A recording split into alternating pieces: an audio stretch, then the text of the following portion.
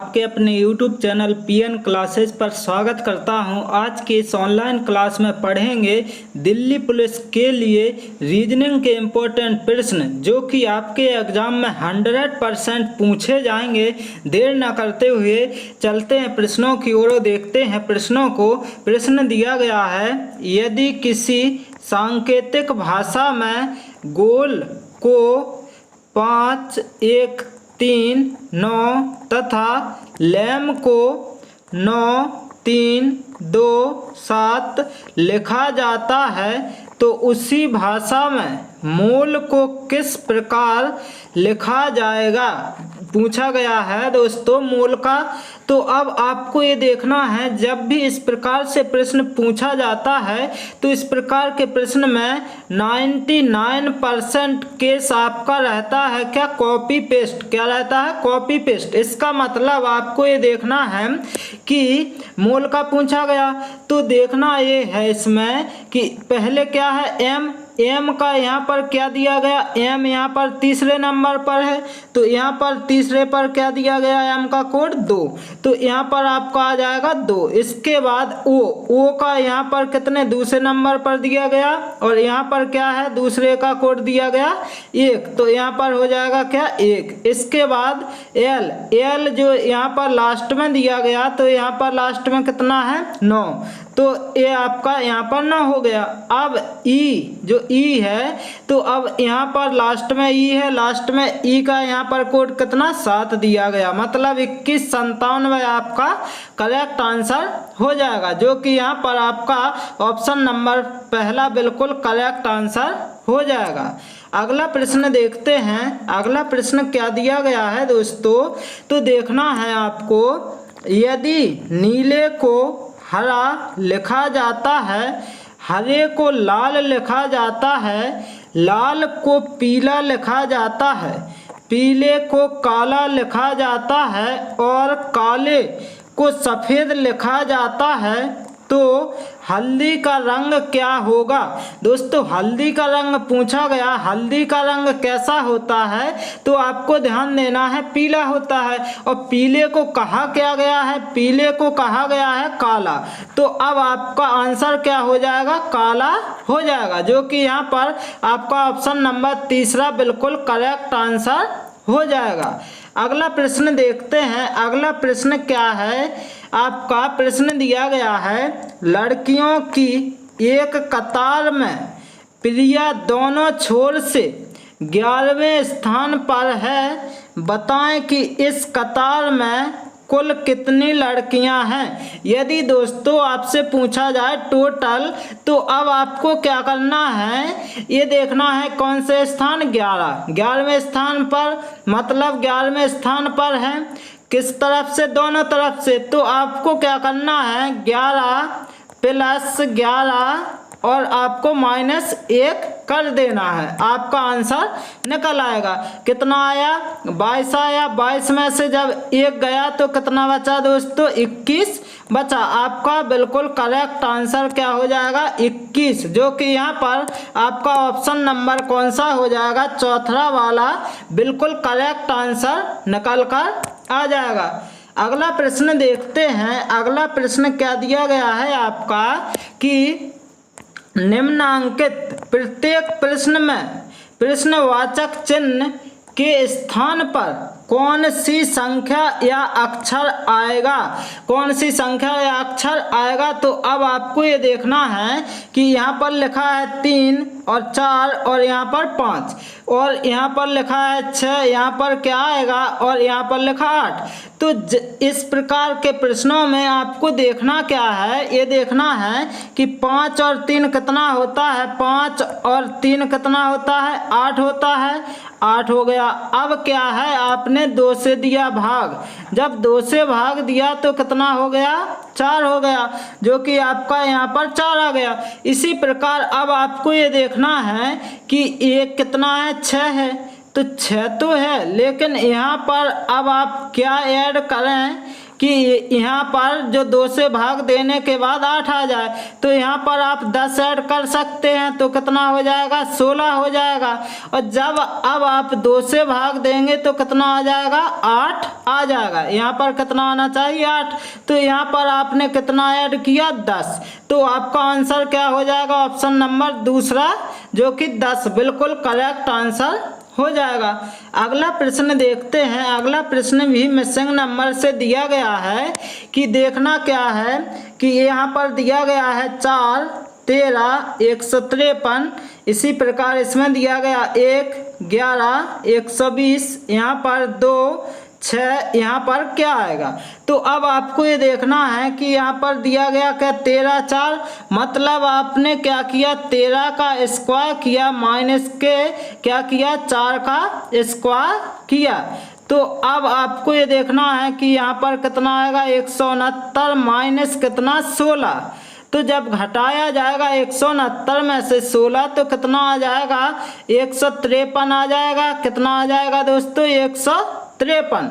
अब आपको ये देखना है कि जैसे 11 का स्क्वायर किया तो कितना आया, 121। 121 में अब क्या है, 1 का स्क्वायर करेंगे तो 1 आएगा, तो कितना बचा, 120। अब आपको ये देखना है 6 का तो करना है आपको क्या, स्क्वायर, माइनस 2 का करना है स्क्वायर, तो कितना आएगा, 36। और 36 में से जब आपका 4 जाएगा तो कितना बचेगा दोस्तों, 32 बच जाएगा, जो कि यहाँ पर आपका आंसर क्या हो जाएगा, ऑप्शन नंबर ए जो कि 32 बिल्कुल करेक्ट आंसर निकल कर आ जाएगा। इसके बाद अगला प्रश्न देखते हैं। अगला प्रश्न दिया गया है मिसिंग नंबर से। यहाँ पर आपको ये देखना है कि जैसे 12 दिया गया और 5 दिया गया, तो अब आपको ये देखना 60 कहाँ से आया, तो 12 पंच क्या हो जाएगा, 60। इसी प्रकार 15 चौका 60। अब इसमें क्या दिया गया, जैसे 3 और 14 और यहाँ पर 42, तो क्या हो जाएगा, 14 अत्ती 42, यहाँ पर 7 6 42। अब आपको यहाँ पर निकालना है क्या आएगा, यहाँ पर कौन सी संख्या आएगी। तो देखना है कि ये 6 है, ये 13 है, तो 13 6 कितना होता है, 78 होता है। 26 दिया कितना होता है, 78, जो कि आपका आंसर ऑप्शन नंबर चौथा बिल्कुल करेक्ट आंसर निकल कर आ जाएगा। कितना आ जाएगा, 78। इसके बाद अगला प्रश्न देखते हैं। अगला प्रश्न क्या दिया गया है दोस्तों, अगला प्रश्न है आपका 6, 11, 18, 27, 38 और प्रश्नवाचक चिन्ह की जगह क्या आएगा। तो आपको ये देखना है, जैसे 6 दिया गया, 11 दिया गया और 18 दिया गया, इसी प्रकार 27 दिया गया और 38 दिया गया। इसके बाद अब आपको क्या है, यहाँ पर करना है क्या, ज्ञात। तो देखना क्या है कि इसमें कैसे आप आंसर निकाल सकते हैं। तो देखना है कि 6 से जब 11 पर जाएंगे तो कितना ऐड हो रहा है, 5, और जब 11 से 18 पर जाएंगे तो कितना ऐड हो रहा है, 7। इसी प्रकार 18 से 27 पर जाएंगे तो कितना ऐड, 9 हो रहा है। इसी प्रकार 27 से 38 पर तो कितना ऐड हो रहा है, 11। अब क्या है, यहाँ पर कितना ऐड किया जाए, यहाँ पर आपको करना है ऐड 13। कितना करना है, 13। जब आप 13 ऐड करेंगे तो कितना आ जाएगा, तो आपको ध्यान देना है यहाँ पर कितना ऐड हो जाएगा, कितना करना है, 13 ही करना है, क्योंकि यहाँ पर आपने 5 किया, फिर 7, फिर 9, फिर 11, फिर 13।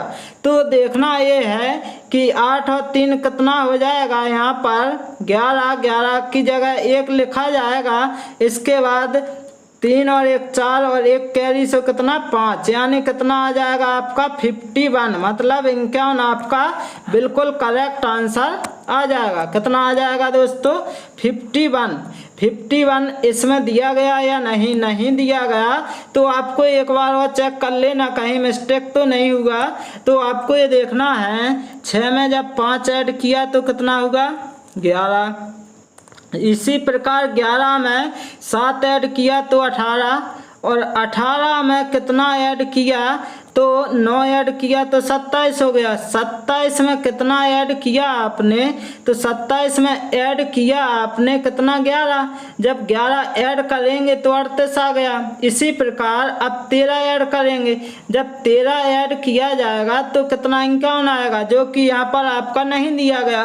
तो आपका आंसर हो जाएगा इनमें से कोई नहीं, जो कि ऑप्शन नंबर 5 बिल्कुल करेक्ट आंसर हो जाएगा। यदि 51 दिया जाता तो आपका आंसर हो जाता।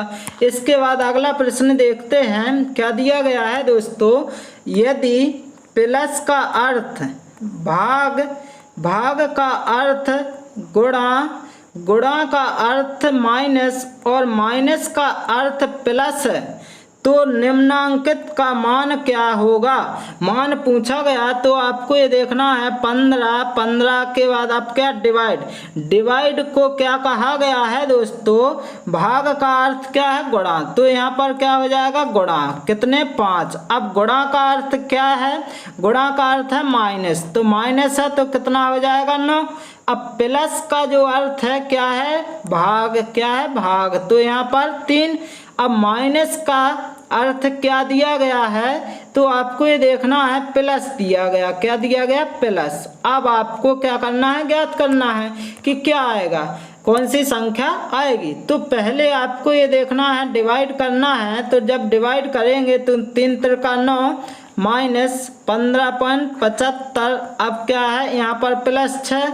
तो अब पहले क्या होगा दोस्तों, 75 में 6 ऐड होगा, 75 में जब 6 ऐड किया जाएगा तो कितना हो जाएगा 81। अब -3 होगा तो कितना बचेगा 78 बचेगा, कितना बचेगा 78, जो कि यहाँ पर आपका ऑप्शन नंबर पहला बिल्कुल करेक्ट आंसर हो जाएगा। अगला प्रश्न देखते हैं। अगला प्रश्न क्या दिया गया है आपका, जैसे 6 मल्टीप्लाई 8 मल्टीप्लाई 5 बराबर दिया गया 5 6 8। इसी प्रकार दिया गया 2 मल्टीप्लाई 4 मल्टीप्लाई 3 बराबर 324। इसके बाद पूछा क्या गया 9 मल्टीप्लाई 7 मल्टीप्लाई 2 बराबर यहाँ पर पूछा गया है। तो अब आपको ये देखना है कि कैसे आया। तो देखना क्या है, जो 5 है सबसे लास्ट में तो पहले लिख दिया, और जो सबसे पहले है उसको इसके जस्ट बाद लिखा, और जो बीच में है उसको कहाँ पर लिखा, सबसे लास्ट में लिख दिया। इसी प्रकार दूसरे वाले में भी क्या किया, 3 जो लास्ट में है इसको सबसे पहले, और जो दो आपके सबसे पहले हैं इसको क्या बीच में, और जो बीच में है उसको लास्ट में। अब आपको निकालना किसका है 9 7 2। तो कैसे निकालेंगे, पहले 2 लिखा जाएगा, फिर 9 लिखा जाएगा, फिर 7 लिखा जाएगा, जो कि यहाँ पर ऑप्शन नंबर ए बिल्कुल करेक्ट आंसर हो जाएगा। अगला प्रश्न देखते हैं। अगला प्रश्न है वेन डायग्राम से क्या है, नीचे दिए गए वेन आरेखों में से कौन सा वेन आरेख सूर्य तारा एवं ब्रह्मांड के बीच के संबंध को सही निरूपित करता है। दोस्तों पूछा गया है सूर्य है, तारा है और ब्रह्मांड है, तो इस प्रकार का वेन आरेख कैसे बनेगा। तो आपको ये देखना है जो सूर्य है, तारा है, ब्रह्मांड है, आपका क्या है वेन आरेख ऑप्शन नंबर दूसरा वाला बिल्कुल करेक्ट बन जाएगा।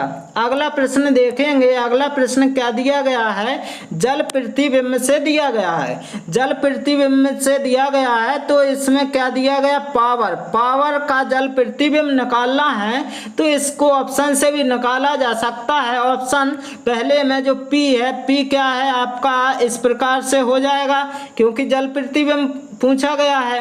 तो अब आपको ये देखना है कि ऑप्शन ए तो ठीक है पहला वाला, ऑप्शन दूसरे में पी सीधा है ये तो होगा नहीं, तीसरे में भी सीधा है नहीं होगा, चौथे में भी नहीं होगा, तो आपका आंसर क्या हो जाएगा ऑप्शन नंबर पहला।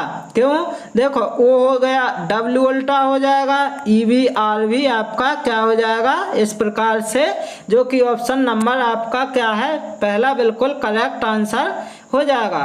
इस क्लास का अंतिम प्रश्न देखते हैं। अंतिम प्रश्न है आपका कि एक पत्ती दी गई है और इसमें क्या है, दर्पण लगाया गया है इस तरफ। तो अब आपको ये देखना है कि इस पत्ती को जो इस प्रकार से दी गई है अब किस प्रकार से बनेगी।